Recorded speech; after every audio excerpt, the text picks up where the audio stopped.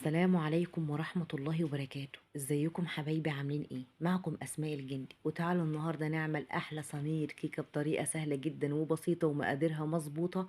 هتطلع معاكي هشة وقوام مرتفع، وانجح كيكة ممكن تعمليها.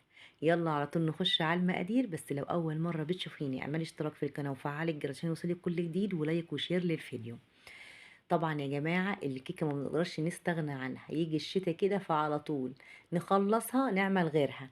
تعالوا بقى شوفوا القوام كده معايا، اللهم بارك، بجد قوام مرتفع جدا وهشة وفيها فراغات كده حلوة، اكنك بالظبط عاملة كيكة اسفنجية زي ما انتوا شايفين معايا كده. كل اللي هنحتاجه لصينية الكيكة، معايا 4 حبات من البيض، هنزل عليهم بمعلقة صغيرة من الفانيليا، يعني نص معلقة فانيليا سايلة أو بودرة. تمام.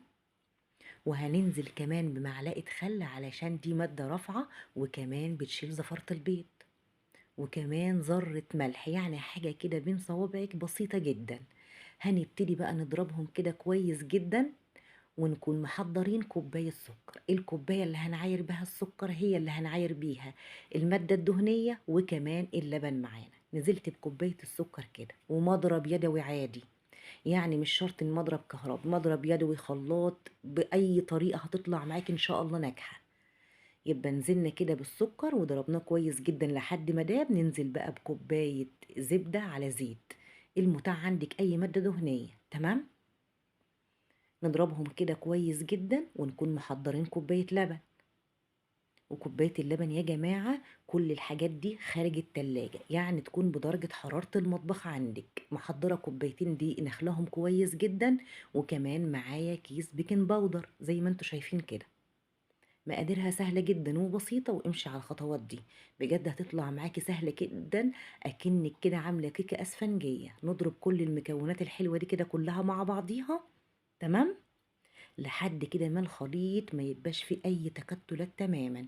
في الوقت ده هو كنت مولعه فرن البوتاجاز ومحمياه جدا، وعلى اهدى حراره تدخليها. هتقعد معاكي قد إيه في الفرن؟ من 30 ل 35 دقيقه. لو فرنك الشوايه بتولع مع الفرن هتشغلي الاتنين، لو مش هيتولع مجرد ما هترتفع كده هوت وتحس ان هي استوت وتختبريها، ولعي بقى الشوايه بتاعتك علشان تاخد الوش اللي هتشوفوه معايا. ندهن بقى صينيه كده هوت زي ما انتوا شايفين كده، مقاس 26، دهنه كويسه كده، ونبتدي ننزل بالخليط ده هوت. تمام. يبقى كله يا جماعه بالمضرب اليدوي العادي خالص او الخلاط، هتطلع معاكي ان شاء الله جميله جدا زي ما انتوا شايفين كده. من اسهل طرق الكيكه اللي ممكن تعمليها، بس امشي على المقادير المظبوطه دي، والكوبايه اللي هتعايري بيها هي اللي هتعايري بيها كل المكونات معاكي، حتى الدقيق كمان يا جماعه. ندخلها بقى الفرن، وزي ما قلت لكم من 30 ل 35 دقيقه هتبقى معاكم زي الفل كده. سبتها هديت شويه، نبتدي بقى نقطعها ونشوف احلى قوام كيكه. مش كيكه بقى الشاي بتاعتنا العاديه، لا ده كيكه اسفنجيه بجد، هشه كده وفيها فراغات حلوه كده اهوت. واحلى كيكه ممكن تزينيها باي صوص عندك زي ما انت عايزه. تمام. اللهم بارك، كده طالعه تحفه جدا وسواها مظبوط، يعني مش عايزه اقول لكم مظبوط، يعني ما فيهاش اي غلطه. نبتدي بقى نطلع بقى كده القطعه الكيكه ونشوفها كده مع بعض زي ما انتوا شايفين. اللهم بارك، حاجه كده في منتهى الجمال. شوفوا الفراغات بتاعتها، وشوفوا قوامها، وشوفوا الهشاشان اللي هو فيها. تسويتها طبعا من تحت ومن فوق مظبوطه جدا.